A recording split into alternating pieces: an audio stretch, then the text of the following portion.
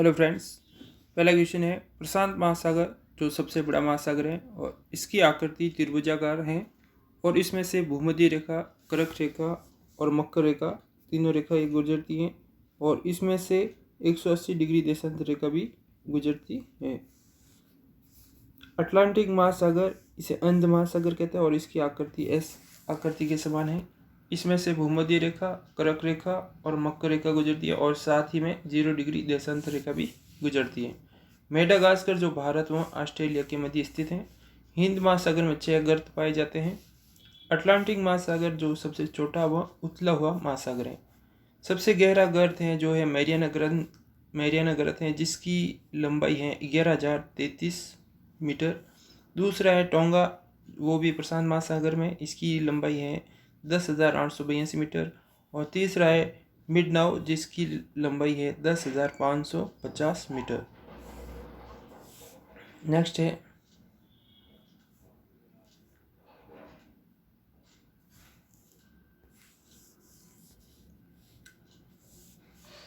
हिंद महासागर।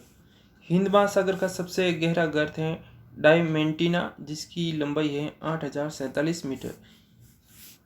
डोकलाम विवाद है जो भूटान व चीन के मध्य स्थित है।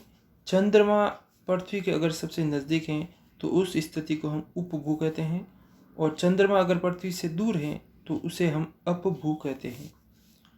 और इसके अलावा सूर्य पृथ्वी के नज़दीक है तो उसे हम उपसौर कहते हैं और ये 3 जनवरी को होता है। और सूर्य पृथ्वी से अगर दूर है तो इसे हम अपसौर कहते हैं और ये स्थिति 4 जुलाई को होती है। पछुआ पवनें 40 से 50 डिग्री दक्षिणी देशांतरों के मध्य होती हैं। इसे हम गरजता चालीसा भी कहते हैं। नेक्स्ट है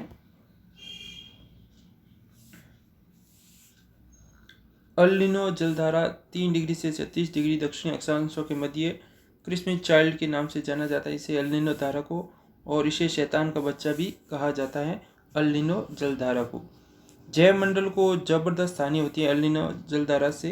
तो अगर पूछे जैव मंडल को सबसे अधिक हानि किस जलधारा से होती है तो अल नीनो जलधारा। ला नीनो को अल नीनो की छोटी बहन कहा जाता है। पछुआ पवन प्रवाह ये ठंडी जलधारा होती है। बेनिशिंग या चिपता हुआ महासागर कहते हैं आर्कटिक महासागर को। नेक्स्ट है ईरानियों ने हिंदुस्तान कहा था सिंधु नदी को वो हिंदू कहते थे और उन्होंने भारत को नाम हिंदुस्तान दिया था। और यूनानियों ने इंडस नदी के हिसाब से भारत को इंडिया कहा था। तो सिंधु नदी व भारत को ये नाम से जाना गया है। भारत की अगर स्थिति देखी जाए तो भारत में सबसे पूर्वी बिंदु और ये पश्चिमी बिंदु है। तो पूर्वी बिंदु जो 68 डिग्री 7 पूर्वी देशांतर मतलब अक्षांश से 57 डिग्री 25 पूर्वी देशांतर के मध्य है। और ये स्थिति अगर पूछे पूर्वी का बिंदु पूछे तो किप्तु है जो अरुणाचल प्रदेश में स्थित है और पश्चिमी बिंदु है गौर माता गुजरात में। और उत्तरी बिंदु की स्थिति पूछे तो 8 डिग्री 4 देशांतर से 37 डिग्री 6 देशांतर के मध्य स्थित है।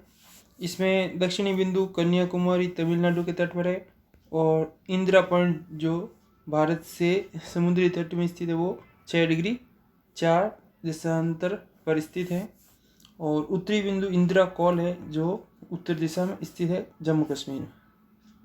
नेक्स्ट है और इनकी लंबाई पूछे तो पूर्व से पश्चिम है 2,933 किलोमीटर और उत्तर दक्षिण पूछे तो 3,214 किलोमीटर। नेक्स्ट है सिंधु और सतलज के मध्य पंजाब हिमालय स्थित है। और नेक्स्ट है सतलज और काली के मध्य है कुमायूं हिमालय और काली व तीस्ता के मध्य है नेपाल हिमालय और तीस्ता व दिहांग के मध्य है असम हिमालय। तो इनको याद करने का सही तरीका पहले नदियाँ याद कर लो, उसके बाद ये क्रम याद कर लो। तो सबसे पहला सिंधु, सतलज, काली, तीस्ता और दिहांग।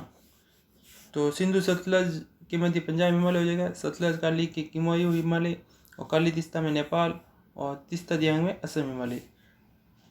और इसकी शॉर्ट ट्रिक्स अगर कर सकते हो तो पीके ने आम खाया, तो खाया का शॉर्ट कुछ नहीं होगा, पीके का हो जाएगा पी का पंजाब, के का कुमाऊं हिमालय, ने यानी नेपाल, आम यानी असम। तो ये पीके ने आम खाया, इससे क्रम ये हो जाएगा, बाकी नदियाँ हो जाएगी। नेक्स्ट है श्यामा प्रसाद मुखर्जी रुर्बन मिशन 2015 में स्टार्ट हुआ था, अक्षत योजना 2007 में हुई थी और राज कौशल योजना 2008 में हुई थी। किसान क्रेडिट कार्ड योजना 1998-99 में, राष्ट्रीय खाद्य सुरक्षा मिशन 2007-8 में और राष्ट्रीय कृषि नीति 1992 में। नेक्स्ट है फसल बीमा योजना 1999-2000 में हुआ था। नाबार्ड की स्थापना 19 जुलाई 1982 को हुई थी। ये छठी पंचवर्षीय योजना में दौरान इसकी स्थापना की गई। मेक इन इंडिया की शुरुआत 25 सितंबर 2014 को और स्टार्टअप इंडिया की शुरुआत 16 जनवरी 2016 को हुई थी।